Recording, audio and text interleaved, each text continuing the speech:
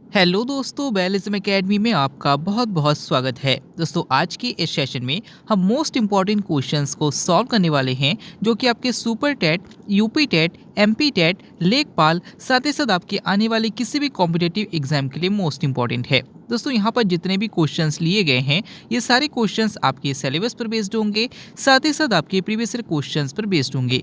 तो पूरे सेशन में लास्ट तक बने रहिएगा और लास्ट में जरूर बताइएगा कि आज के इस सेशन में आपके कितने क्वेश्चन सही हुए। तो बिना देरी करते हुए चलिए शुरू करते हैं सबसे पहले क्वेश्चन से। सबसे पहला क्वेश्चन है, राष्ट्रीय प्रतीक चिन्ह में कितने शेर दिखते हैं? ऑप्शन आपके सामने 2, ऑप्शन बी 4, ऑप्शन सी 3 या फिर ऑप्शन डी 1।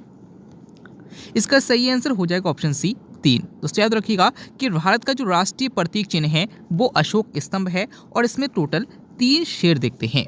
अगला क्वेश्चन, विश्व का सर्वोच्च पर्यावरण पुरस्कार कौन सा है? ऑप्शन आपके सामने है गोल्डन ग्लोब पुरस्कार, ऑप्शन बी गोल्डन पांडा पुरस्कार, ऑप्शन सी रेमन मैग्सेसे पुरस्कार या फिर ऑप्शन डी इनमें से कोई नहीं। इसका सही आंसर हो जाएगा ऑप्शन सी गोल्डन पांडा पुरस्कार। तो याद रखिएगा कि विश्व का सर्वोच्च पर्यावरण पुरस्कार जो है वो गोल्डन पांडा पुरस्कार है। अगर आपसे पूछा जाता है कि ग्रीन ऑस्कर किसे कहा जाता है, तो याद रखिएगा कि जो व्हिटली अवार्ड है इसी को ग्रीन ऑस्कर भी कहा जाता है। अगला क्वेश्चन, किसके जन्म दिवस को चिकित्सक दिवस के रूप में मनाया जाता है? ऑप्शन आपके सामने है Bhupendra Roy, option B Bidhan Chandra Roy, option C Bhanu Athaiya या फिर ऑप्शन डी इनमें से कोई नहीं। इसका सही आंसर हो जाएगा ऑप्शन बी विधान चंद्र रॉय। तो याद रखिएगा कि प्रतिवर्ष 1 जुलाई को चिकित्सक दिवस मनाया जाता है और ये विधान चंद्र रॉय के जन्म दिवस पर मनाया जाता है। अगला क्वेश्चन, एटीएम शब्द में टी का क्या अर्थ है? ऑप्शन आपके सामने total, option B transfer, option C Taylor या फिर ऑप्शन डी टाइमर। इसका सही आंसर हो जाएगा ऑप्शन सी टेलर। तो याद रखिएगा कि एटीएम का full form automated teller machine है और इसमें टी का जो अर्थ है वो टेलर है। अगला क्वेश्चन, नेक्स्ट क्वेश्चन है, निमोनिया किसके सूजन के कारण होता है? ऑप्शन आपके सामने हृदय, ऑप्शन बी फेफड़ा, ऑप्शन सी आमाशय या फिर ऑप्शन डी अग्न्याशय। इसका सही आंसर हो जाएगा ऑप्शन बी फेफड़ा। दोस्तों, जब फेफड़े में पानी जमने लगता है तो निमोनिया की समस्या उत्पन्न हो जाती है और फेफड़े सूजने लगते हैं। अगला क्वेश्चन, लोकसभा अध्यक्ष का चुनाव कौन करता है? ऑप्शन आपके सामने है लोकसभा के सदस्य, ऑप्शन बी लोकसभा के निर्वाचित सदस्य, ऑप्शन सी संसद के दोनों सदनों के सदस्य या फिर ऑप्शन डी संसद के दोनों सदनों के निर्वाचित सदस्य। इसका सही आंसर हो जाएगा ऑप्शन ए लोकसभा के सदस्य। तो याद रखिएगा कि लोकसभा अध्यक्ष का जो चुनाव किया जाता है वो लोकसभा के सदस्यों द्वारा किया जाता है। अगर आपसे पूछा जाता है कि लोकसभा अध्यक्ष अपना त्यागपत्र किसे देता है, तो याद रखिएगा लोकसभा उपाध्यक्ष को देता है। और याद रखिएगा कि लोकसभा उपाध्यक्ष अपना त्यागपत्र जो देता है वो लोकसभा अध्यक्ष को देता है। अगला क्वेश्चन, नेक्स्ट क्वेश्चन है, दूध की मिठास का क्या कारण है? ऑप्शन आपके सामने casein, option B carotene, option C lactose या फिर ऑप्शन डी सेलुलोज। इसका सही आंसर हो जाएगा ऑप्शन सी लैक्टोज। दोस्तों, याद रखिएगा कि दूध में लैक्टोज शर्करा उपस्थित होती है और यही दूध के मिठास का कारण है। अगर आपसे पूछा जाता है कि दूध के हल्के पीले रंग का क्या कारण है, तो याद रखिएगा कैरोटीन है। और अगर आपसे पूछा जाता है कि दूध के सफेदी का क्या कारण है, तो याद रखिएगा केसीन है। अगला क्वेश्चन, सनराइज विटामिन किसे कहा जाता है? ऑप्शन आपके सामने vitamin C, option B vitamin A, option C vitamin D या फिर ऑप्शन डी विटामिन ई। इसका सही आंसर हो जाएगा ऑप्शन डी और ऑप्शन सी विटामिन डी। तो याद रखिएगा कि विटामिन डी को ही सनराइज विटामिन भी कहा जाता है और याद रखिएगा कि विटामिन डी को ही हार्मोन भी कहा जाता है। अगला क्वेश्चन, स्तनपान के दौरान किस हार्मोन के कारण स्तन से दूध निकलता है? ऑप्शन आपके सामने insulin, option B prolactin, option C oxytocin या फिर ऑप्शन डी गैलेक्टोज। इसका सही आंसर हो जाएगा ऑप्शन सी ऑक्सीटोसिन। तो याद रखिएगा कि जो ऑक्सीटोसिन हार्मोन है इसे ही माता से बच्चे को प्यार वाला हार्मोन कहा जाता है। और ध्यान रखिएगा कि ये जो ऑक्सीटोसिन हार्मोन है ये हमारे पीयूष ग्रंथि से निकलने वाला हार्मोन है। पीयूष ग्रंथि हमारी बॉडी की सबसे छोटी ग्रंथि होती है और याद रखिएगा कि यही हार्मोन कारण है स्तनपान के दौरान इसी हार्मोन के कारण स्तन से दूध निकलने का। अगला क्वेश्चन, इंसुलिन की खोज किसने की थी? ऑप्शन आपके सामने betting, option B Dunlop, option C Tyler या फिर ऑप्शन डी मैक्सवेल। इसका सही आंसर हो जाएगा ऑप्शन ए बेटिंग। तो याद रखिएगा कि जो इंसुलिन हार्मोन है ये हमारे अग्नाशय ग्रंथि से निकलने वाला हार्मोन है और याद रखिएगा कि इसकी खोज बेटिंग के द्वारा की गई थी। अगला क्वेश्चन, लड़ो उड़ो हार्मोन किसे कहा जाता है? ऑप्शन आपके सामने insulin, option B adrenaline, option C thyroxine या फिर ऑप्शन डी ग्लूकेगॉन। इसका सही आंसर हो जाएगा ऑप्शन बी एड्रेनलिन। तो याद रखिएगा कि एड्रेनलिन हार्मोन हमारी अधिवृक्क ग्रंथि से निकलने वाला हार्मोन है और इसी को उठो लड़ो हार्मोन या फिर लड़ो उड़ो हार्मोन कहा जाता है। अगला क्वेश्चन, किस एकमात्र संविधान संशोधन को सुप्रीम कोर्ट ने अमान्य कर दिया? ऑप्शन आपके सामने है 99वां, ऑप्शन बी 7वां, ऑप्शन सी 100वां या फिर ऑप्शन डी 73वां। इसका सही आंसर हो जाएगा ऑप्शन ए 99वां। तो याद रखिएगा कि 99वां संविधान संशोधन जो हुआ था, इसके तहत कोलेजियम पद्धति जो है इसको हटाकर राष्ट्रीय न्यायिक नियुक्ति आयोग का गठन किया गया था, लेकिन सुप्रीम कोर्ट ने इसे रिजेक्ट कर दिया था। अगला क्वेश्चन, हृदय को एक बार धड़कने में कितना समय लगता है? ऑप्शन आपके सामने है 0.2 second, option B 0.52 second, option C 0.8 second या फिर ऑप्शन डी 0.72 सेकेंड। इसका सही आंसर हो जाएगा ऑप्शन सी 0.8 सेकेंड। तो याद रखिएगा कि हृदय को एक बार धड़कने में टोटल 0.8 सेकेंड का समय लगता है। अगर आपसे पूछा जाता है कि हृदय के ऊपर का आवरण क्या कहलाता है, याद रखिएगा पेरिकार्डियम कहलाता है। अगला क्वेश्चन, मृत वृक्षमंडूक किसे कहा जाता है? ऑप्शन आपके सामने toad, option B hydra, option C hyla या फिर ऑप्शन डी डॉल्फिन।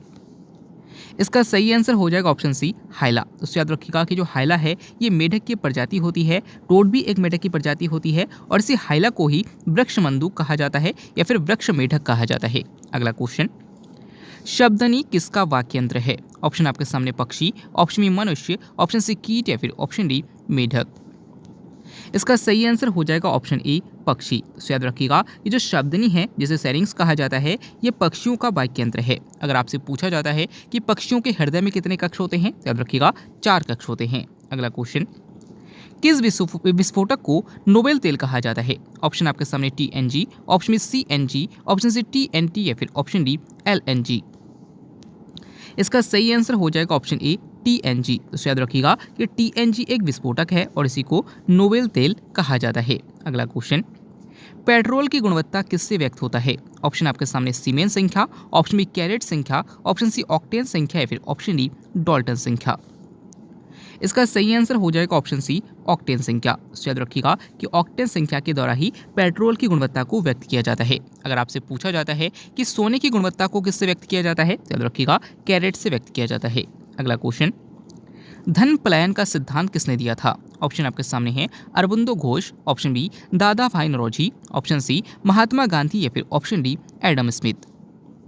इसका सही आंसर हो जाएगा ऑप्शन बी दादा भाई नौरोजी। याद रखिएगा कि दादा भाई नौरोजी ने ही धन पलायन का सिद्धांत, जिसे धन निष्कासन का सिद्धांत भी कहा जाता है, दिया गया था। अगर आपसे पूछा जाता है कि भारत का वयोवृद्ध पुरुष किसे कहा जाता है, याद रखिएगा दादा भाई नौरोजी को ही कहा जाता है।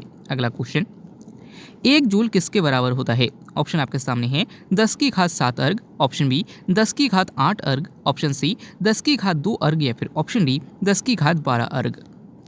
इसका सही आंसर हो जाएगा ऑप्शन ए 10 की घात 7 अर्ग। तो याद रखिएगा कि 1 जूल में 10 की घात 7 अर्ग होते हैं। अगला क्वेश्चन, घरों में पंखे तथा बल्ब किस प्रकार लगे होते हैं? ऑप्शन आपके सामने श्रेणी क्रम, ऑप्शन बी मिश्रित क्रम, ऑप्शन सी समांतर क्रम या फिर ऑप्शन डी इनमें कोई नहीं। इसका सही आंसर हो जाएगा ऑप्शन सी समांतर क्रम। याद रखिएगा कि घरों में जो पंखे और बल्ब होते हैं ये समांतर क्रम में लगे रहते हैं। अगर आपसे पूछा जाता है कि दिवाली पे जो झालर लटके रहते हैं ये किस प्रकार से लगे रहते हैं, याद रखिएगा ये श्रेणी क्रम में लगे रहते हैं। अगला क्वेश्चन, कांच की छड़ को रेशम से रगड़ने पर कांच की छड़ में क्या परिवर्तन होता है? ऑप्शन आपके सामने है धनावेशित हो जाता है, ऑप्शन बी ऋणावेशित हो जाता है, ऑप्शन सी निरावेशित हो जाता है या फिर ऑप्शन डी छड़ टूट जाता है। इसका सही आंसर हो जाएगा ऑप्शन ए धनावेशित हो जाता है। तो याद रखिएगा कि जब कांच की छड़ को रेशम से रगड़ा जाता है तो ये जो कांच की छड़ होती है ये धनावेशित हो जाता है। अगला क्वेश्चन, जब प्रकाश किरण विरल माध्यम से सघन माध्यम में जाता है तो क्या परिवर्तन होता है? ऑप्शन आपके सामने है अभिलंब से दूर चला जाता है, ऑप्शन बी अभिलंब की ओर झुक जाता है, ऑप्शन सी कोई प्रभाव नहीं पड़ता है, फिर ऑप्शन डी इनमें से कोई नहीं। इसका सही आंसर हो जाएगा ऑप्शन बी अभिलंब की ओर झुक जाता है। दोस्तों मान लीजिए कि नीचे पानी है और ऊपर मान लीजिए कि हवा है, तो हवा को हम कहेंगे विरल माध्यम और नीचे पानी को हम कहेंगे सघन माध्यम। अगर विरल माध्यम से सघन माध्यम में प्रकाश की किरण आती है तो ये मान लीजिए हमारा अभिलंब है, ये अभिलंब की ओर झुक जाता है। और अगर मान लीजिए कि पानी से हवा की ओर अगर प्रकाश किरण जाती है तो वो अभिलंब से दूर चला जाता है। तो इंपॉर्टेंट क्वेश्चन है, याद रखिएगा। अगला क्वेश्चन, गुड फ्राइडे कब मनाया जाता है? ऑप्शन आपके सामने हैं ईसा मसीह के जन्मदिन पर, ऑप्शन बी ईसा मसीह के शहीदी पर, ऑप्शन सी ईसा मसीह के विवाह पर, या फिर ऑप्शन डी इनमें से कोई नहीं। इसका सही आंसर हो जाएगा ऑप्शन बी ईसा मसीह के शहीदी पर। तो याद रखिएगा कि जो गुड फ्राइडे मनाया जाता है वो ईसा मसीह के शहीदी पर मनाया जाता है। अगला क्वेश्चन, सिखों के अंतिम गुरु कौन थे? ऑप्शन आपके सामने गुरु नानक देव, ऑप्शन बी गुरु गोविंद सिंह, ऑप्शन सी गुरु अंगद देव, या फिर ऑप्शन डी गुरु फतेह सिंह। इसका सही आंसर हो जाएगा ऑप्शन बी गुरु गोविंद देव। तो याद रखिएगा कि जो गुरु गोविंद सिंह थे ये सिखों के 10वें गुरु थे, और याद रखिएगा कि ये अंतिम गुरु थे। अगर आपसे पूछा जाता है कि सिख धर्म के संस्थापक किसे माना जाता है, तो याद रखिएगा गुरु नानक देव। नेक्स्ट क्वेश्चन है, नई वन नीति की घोषणा कब हुई? ऑप्शन आपके सामने 1952, ऑप्शन बी 1986, ऑप्शन सी 1988, या फिर ऑप्शन डी 2000। इसका सही आंसर हो जाएगा ऑप्शन सी 1988। तो याद रखिएगा कि पहली वन नीति जो आई थी वो 1952 में आई थी। स्वतंत्र भारत की पहली वन नीति 1952 में आई थी, और जो संशोधित वन नीति या फिर नई वन नीति आई थी वो 1988 में आई थी। अगला क्वेश्चन, गंडक नदी को नेपाल में किस नाम से जाना जाता है? ऑप्शन आपके सामने इरावती नदी, ऑप्शन बी पद्मा नदी, ऑप्शन सी मेघना नदी, या फिर ऑप्शन डी नारायणी नदी। इसका सही आंसर हो जाएगा ऑप्शन डी नारायणी नदी। तो याद रखिएगा कि गंडक नदी को नेपाल में नारायणी नदी कहा जाता है। अगर आपसे पूछा जाता है कि गंगा नदी को बांग्लादेश में क्या कहा जाता है, तो याद रखिएगा पद्मा नदी कहा जाता है। अगला क्वेश्चन, पूर्वी घाट और पश्चिमी घाट का सम्मिलन स्थल कौन सा है? ऑप्शन आपके सामने Aravalli, option B Nilgiri, option C Anaimudi, या फिर ऑप्शन डी इनमें से कोई नहीं। इसका सही आंसर हो जाएगा ऑप्शन बी नीलगिरी। दोस्तों अगर दक्षिण भारत को देखा जाए तो आप सभी को पता है कि इस तरफ को कहा जाता है पश्चिमी घाट और इधर को कहा जाता है पूर्वी घाट, और ये दोनों को दोनों नीलगिरी की पहाड़ी पर आकर मिलते हैं। अगला क्वेश्चन, ग्रेट बैरियर रीफ किस महासागर में स्थित है? ऑप्शन आपके सामने हिंद महासागर, ऑप्शन बी प्रशांत महासागर, ऑप्शन सी अटलांटिक महासागर, या फिर ऑप्शन डी अंटार्कटिक महासागर। इसका सही आंसर हो जाएगा ऑप्शन बी प्रशांत महासागर। तो याद रखिएगा कि विश्व की सबसे बड़ी प्रवाल भित्ति जो है वो ग्रेट बैरियर रीफ है, और याद रखिएगा कि ये प्रशांत महासागर में स्थित है। अगला क्वेश्चन, उत्तर प्रदेश का राजकीय पुष्प कौन सा है? ऑप्शन आपके सामने गूलर, ऑप्शन बी गेंदा, ऑप्शन सी पलाश, या फिर ऑप्शन डी डहलिया। इसका सही आंसर हो जाएगा ऑप्शन सी पलाश। तो याद रखिएगा कि उत्तर प्रदेश का जो राजकीय पुष्प है वो पलाश है, और इसी को टेंशु भी कहा जाता है। अगला क्वेश्चन, नेक्स्ट क्वेश्चन है, वायु प्रदूषण नियंत्रण अधिनियम कब शुरू किया गया? ऑप्शन आपके सामने 1972, ऑप्शन बी 1974, ऑप्शन सी 1981, या फिर ऑप्शन डी 2000। दोस्तों इस क्वेश्चन के आंसर आपको कमेंट बॉक्स में बताना है। आज के सेशन में आपके कितने क्वेश्चन सही हुए, साथ ही साथ आज का सेशन आपको कैसा लगा कमेंट बॉक्स में जरूर बताइएगा। अगर आप इस वीडियो को ऑडियो फॉर्मेट में सुनना चाहते हैं तो खबरी एप्लीकेशन को डाउनलोड करके वेल एग्जाम एकेडमी सर्च कर सकते हैं, और इस वीडियो को ऑडियो में भी सुन सकते हैं, या फिर वीडियो के डिस्क्रिप्शन में लिंक दिया गया है, वहाँ से आप खबरी ऐप में हमें फॉलो कर सकते हैं। मिलते हैं अगले वीडियो में, तब तक के लिए जय हिंद, जय भारत।